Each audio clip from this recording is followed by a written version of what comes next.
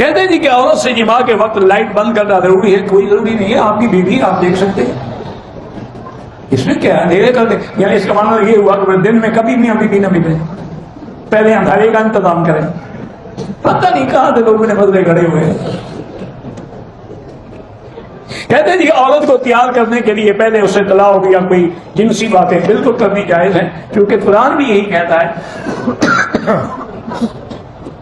اللہ نے قرآن میں فرمایا ہے کہ یسألونک عن المحیض قل هو اذى فاعتذروا النساء في المحیض ولا تقربوهن حتى يطهرن فاذا جب وہ پاک ہوئے فاتوہن من حیث امرکم اللہ ان اللہ یحب التوابین ویحب المطہرین۔ فاتو حرثکم، قرآن کہتے ہیں حرث، اپنی کھیتی کی جگہ، تو کھیتی میں تو ہل بھی چلانا پڑتا ہے، پانی بھی لگانا پڑتا ہے، اس کی چھانٹ چھڑکاو بھی کرنی پڑتی ہے، بوٹیاں بھی مارنی پڑتی ہیں، تبھی کھیتی ہوگی نا، تو اس لیے سب جائز ہے۔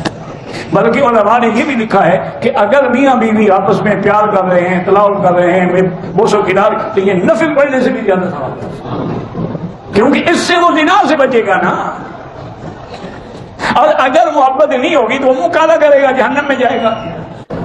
اگر عورت اپنے مرد کے اس شرمگاہ پہ بوسہ دے، بہرحال یہ شریعت کے خلاف ہے۔ میاں بیوی بغیر کپڑوں کے سو سکتے ہیں؟ کیوں نہیں سو سکتے؟ ہاں میاں بیوی ہیں، بالکل سو سکتے ہیں۔ تم وہ مسئلے پوچھو نا جی شریعت کے یا تقوی کے، پرہیزگاری کے، وہ چھوڑو۔ تو انبیاء نے تو کبھی دیکھا نہیں بیوی فرماتی کہ میں نے حضور کا بدن ہی نہیں دیکھا، تو بغیر کپڑوں کے کیسے سوتے ہوں گے؟ وہ بلند مقام ہے، جہاں تک فتویٰ ہے وہی ہے کہ تم میاں بیوی سو سکتے ہو بغیر کپڑوں۔ میاں بیوی کو ایک دوسرے کے جسم کے ساتھ تک دیکھنا جائز ہے، سب کچھ دیکھنا جائز ہے، دیکھنا تو منع نہیں ہے۔ ان لباس لکم وانتم لباس لہن۔ کہتے ہیں کہ اپنی بیوی سے آدمی آگے اور پیچھے دونوں سے جماع کر سکتا ہے۔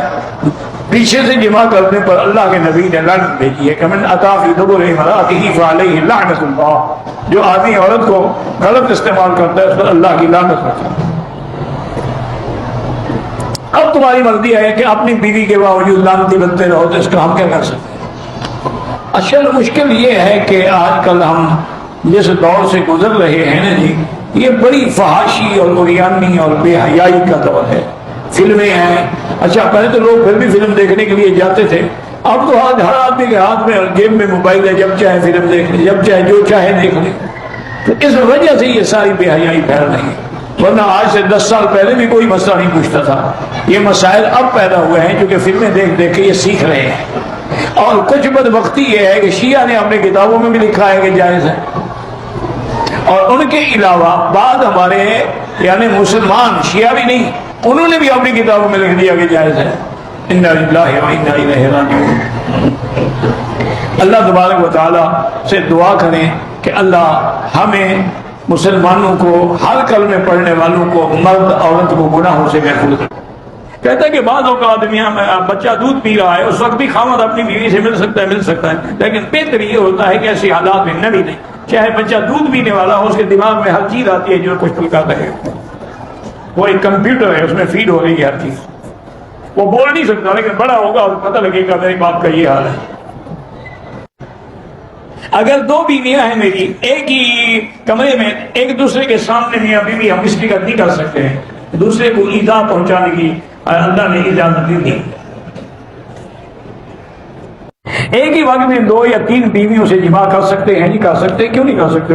اگر اللہ نے ہمیں طاقت دی ہے کر سکتے ہیں۔ اور یہ تو حدیث میں بھی ہے، میرے آقا جب حج میں تشریف لا رہے تھے تو ساری بیویاں ساتھ تھیں، اور آخر میں آپ کی 9 بیویاں تھیں، 11 سے نکاح ہوا لیکن آخر میں 9 تھیں، وہ 9 کی 9 بیویاں ساتھ تھیں۔ حضور مدینے سے ذل حلیفہ آ گئے، وہاں قیام فرمایا، رات گزاری، تو اسی رات میں حضور نے اپنی ہر بیوی کے ساتھ جا کے مجامعت کی تاکہ سنت بھی پوری ہو جائے اور احرام سے پہلے سب کے خواہشات نفسانی بھی مٹ جائیں۔ تو اگر یہ ناجائز ہوتا تو حضور سب سے کیوں ایسی بات کرتے؟ جائز ہے۔ کوئی آدمی عورت کے ماہواری کے ایام میں ہم استری کرے، وہ گناہ گار ہے، توبہ بھی کرے، صدقہ و خیرات بھی کرے، قرآن کے خلاف ہے۔ یسألونک عن المحیض قل هو اذى، حیض حیض کی حالت میں عورت سے ملنا فرمایا اللہ نے پلیدی ہے، تکلیف ہے، فاعتزلوا النساء فی المحیض، بالکل دور ہو جاؤ، حیض کی حالت میں ان کے قریب نہ آؤ۔ اچھا یہودی تو یہ کرتے تھے کہ اگر عورت حیض میں ہو ان کے گھر بھی نہیں آ سکتی تھی، دوسرے کمرے میں رہتی تھی، برتن بھی دوسرے، کپڑے بھی دوسرے، کھانا بھی الگ، ہر چیز الگ۔ لیکن اسلام نے کہا کہ نہیں، یہ سزا نہیں، یہ اکٹھے رہ سکتے ہو، بیوی کھانا بھی پکا سکتی ہے، میاں بیوی کھانا اکٹھے کھا سکتے ہیں، بلکہ ایک بستر پہ لیٹ بھی سکتے ہیں، لیکن جماع کرنا جو ہے وہ حرام ہے۔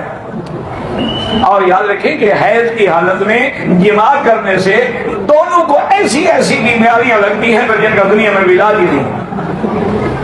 یہ ایڈز کہاں سے آیا ہے؟ اسی سے تو آیا ہے، کیونکہ ان کے نزدیک ہے شاید کچھ ہے، کنڈم چڑھا لیا اور ٹھیک ہے کام کر دیا۔ انا للہ و انا الیہ راجعون۔ نتیجہ یہ نکلا ہے کہ آج کتے کی موت مر رہے ہیں، دوائی کوئی نہیں دنیا میں۔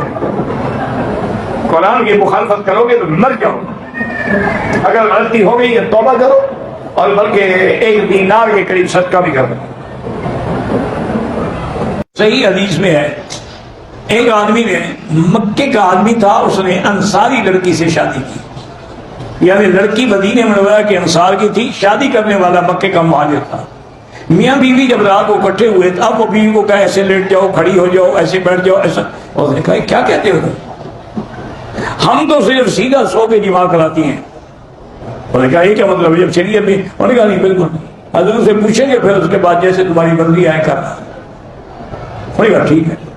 صبح کو حضور کی خدمت میں آئے، انہوں نے پوچھا، فرمایا کہ ہاں بس عورت کا پچھلا حصہ استعمال نہ کرو، باقی تمہاری مرضی ہے، کھڑے ہو کے، بیٹھ کے، لیٹ کے، جو چاہو کرو۔ فاتوا حسکم انا شئتم۔ تو یہ میری بیٹی، ایسے مسئلے ہوتے ہیں، کوئی اس میں یہ بات نہیں کہ میں کیوں جواب دیتا ہوں، یہ دینا پڑے گا۔